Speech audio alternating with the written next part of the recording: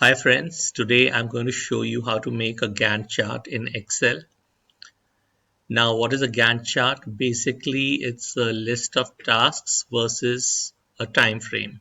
So for each task, you get to know what was the duration, the start date, and the end date. So I have a basic set of data over here. The task name, start date, end date. Duration is obviously the end date minus the start date. So let's insert a graph here. So I'm going to insert a 3D stacked bar. All right. So I'll just extend this, increase its size. Of course, it's blank right now because we haven't added any data. So let me right click and select data. So the first thing that we need to add is the start date.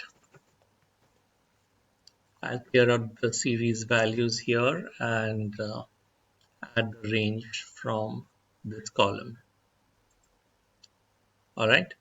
So the next we need to add is the duration. Again, I'll clear out the series values and add the duration range from this table. Right.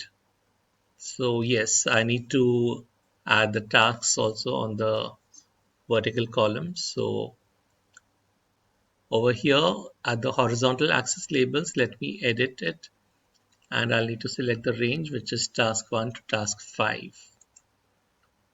So let me OK this. So this is our basic Gantt chart.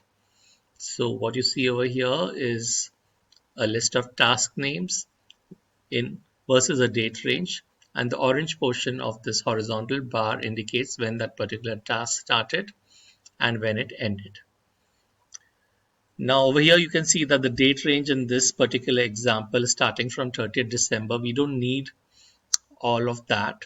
We also don't need this blue graph, a blue section of the horizontal bar. So let me take out this bar. So I'm going to double click on this and select no fill. Close this. So now I've gotten rid of the blue section of the bar, and we also need to get rid of these extra dates.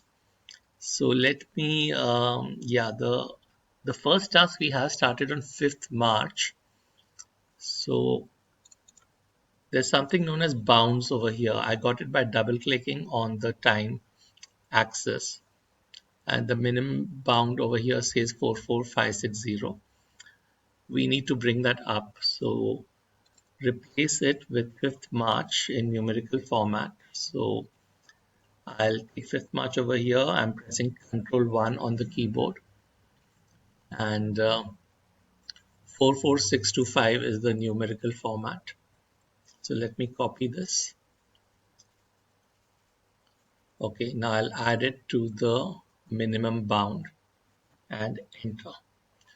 All right, so I've gotten rid of that empty space, and the Gantt chart is now starting from 5th March. So you see the task 1 starts from 5th March, task 2 from 7th March, task 3 from 15th March, and so on. Yes, one more thing, that the tasks are shown from task 5 to task 1. So we want task 1 to be on the top. So in the task axis, let me double click and I get this menu. I'm going to select categories in reverse order. So that's it. So we have a basic Gantt chart created with task 1 to task 5, a date range. We can format this if you want. So just go to home and select bold. So make it bold over here as well. Or you can increase the font size.